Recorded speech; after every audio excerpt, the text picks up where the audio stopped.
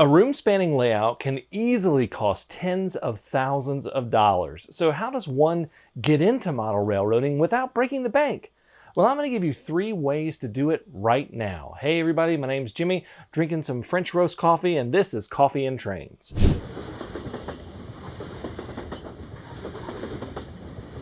This video is brought to you by Model Railroad Academy. If you want to tell me what kind of coffee you are drinking and have it featured just like these guys right here, you can do that in the comments below, and who knows, you might see your name pop up on an episode of Coffee and Trains. Cheers, guys. The first of 3 ways that you can cost-effectively get into model railroading is diorama construction. I have seen many wonderful dioramas built around model trains, some submitted to the Virtual Model Railroad show on this channel. These are small, creative projects that let you scratch that itch to create something with a model train, and most people have the space to do this. Probably the most famous place for this is Boulder Creek Railroad on YouTube. If you haven't watched them, I'll link them right up here. It's some phenomenal work. One really cool thing that you can do with dioramas also is to move them outside for photography. Now, dioramas can also help you hone your scenery skills with quick results. So you can practice and not have to break the bank doing it. Now, another great way to learn skills is today's sponsor, Model Railroad Academy. Model Railroad Academy is your online resource for model railroad instructions, ideas, and information, with loads of tutorials and articles for model railroaders of every skill level. One video that I've enjoyed recently is Martin Tarnow's fast and easy method for creating a prototypical cityscape. He uses a laser cutter, which is something that I have, which means this is really interesting to me, and I like seeing how he does it.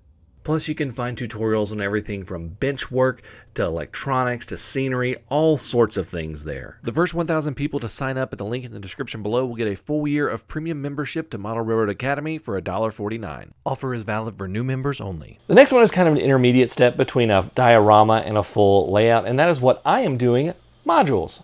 Modular layouts have really grown in popularity. Some of the biggest standards out there are Fremo, N-Track, and T-Track, which is what I do. Kato mini dioramas allow you to do a lot of things in a little small space.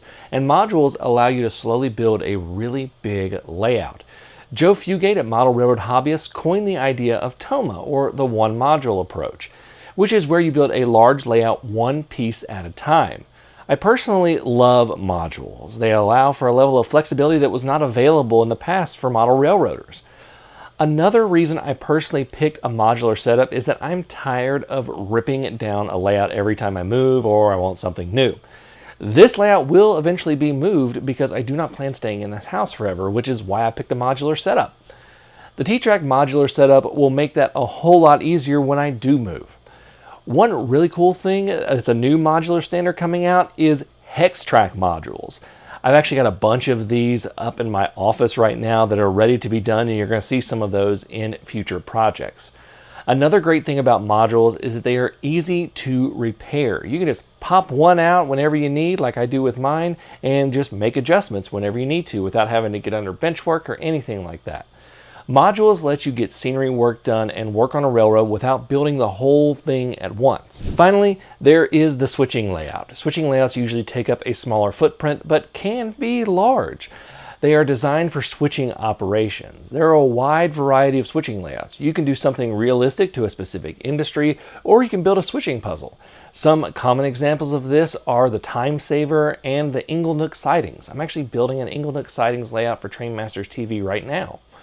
Also, MRR2 was a switching layout. These are great because they let you get trains running without the need to build a huge layout, and they don't need a ton of rolling stock or locomotives to operate. A lot of people now build switching layouts as their first layout instead of the standard loop, especially if they're tight on space. There are loads of ways to save money on model railroading while still getting the full experience. Let me know what you do in the comments below. And thank you so much for watching. Until next time, I'm Jimmy from the DIY and Digital. Stay safe, be kind, drink some coffee, and happy railroading.